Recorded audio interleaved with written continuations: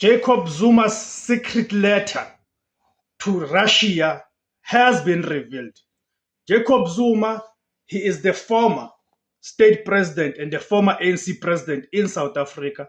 He is currently the president of an opposition party, the official opposition called Umkhonto weSizwe Party. So the letter that he penned to the Russian authorities, of course, it's a secret letter. That letter has been revealed. So what does this letter contain? What is this letter all about? Because it's important that we understand the contents and then also put the context of that letter. What does letter mean and why did he have to write that letter?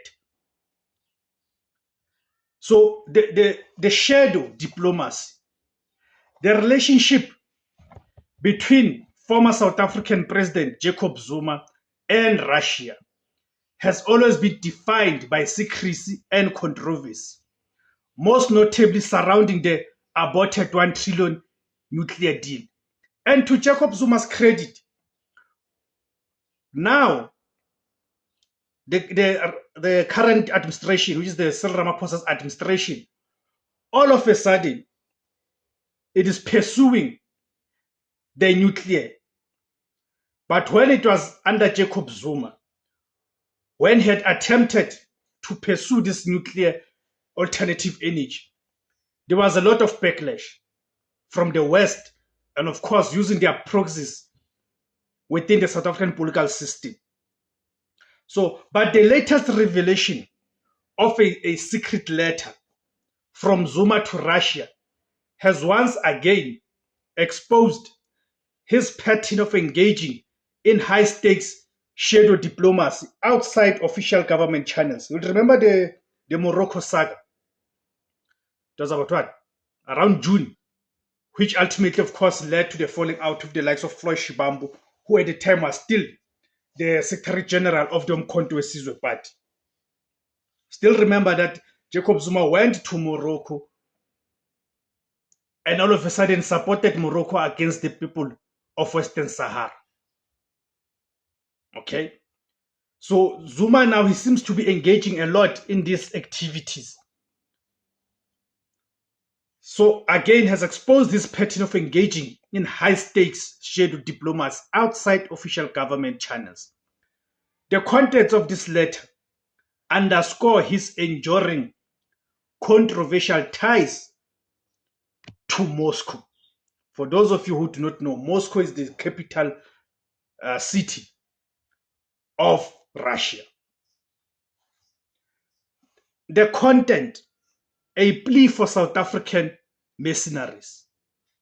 Most recent disclosure, reported in November 2025, revealed that Jacob Zuma penned a letter addressed to the Russian Minister of Defense, Sergei Shoigu.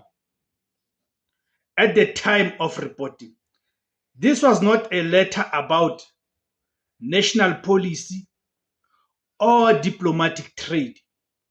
It was a desperate humanitarian and political request concerning a group of South African men.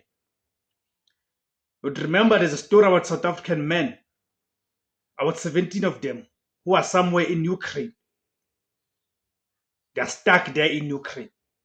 17 South African nationals. The letter reportedly asked the Russian government to intervene and remove a group of approximately 17 South African men from the combat zone in Ukraine. These men were reportedly misled into signing infantry contracts in Pskov, near the border with Estonia, and found themselves fighting on the Russian side. Zuma's intervention, allegedly orchestrated with the help of his daughter, Duduzile Zuma, bypassed the South African government and the Department of International Relations and Cooperation, known as DIRCO. meaning this letter did not comply. The political context, the legacy of secret deals. While the subject matter of the letter, rescuing citizens, was humanitarian, the method of secret personal communication with the major foreign powers defense ministry is highly significant. It fits a pattern of conduct that defined Jacob Zuma's presidency when he was still president of the country. The most famous example, it is the nuclear deal. High-placed sources previously revealed that Zuma personally negotiated the details of the 1 trillion nuclear power agreement directly with President Vladimir Putin on the sidelines of BRICS summits, often without the knowledge of the ANC's National Executive Committee or key cabinet ministers. This shadow negotiation sought to limit South Africa to acquiring Russian reactor technology and gave Russia significant control over auxiliary contracts, leading courts to eventually rule the deal to be illegal. Shadow diplomacy, the weaponization of personal ties. In the view of his critics, Zuma's continued use of secret personal correspondence after leaving office, whether about a nuclear deal or mercenary crisis, demonstrates an enduring willingness to conduct foreign policy through personal, non-transparent channels rather than formal diplomatic structures. Number one, bypassing the state. The letter about stranded men entirely undercut the authority and capabilities of the current South African government, suggesting that Zuma, as a private citizen, has more effective back-channel access to Moscow than the sitting government. Number two, political loyalty.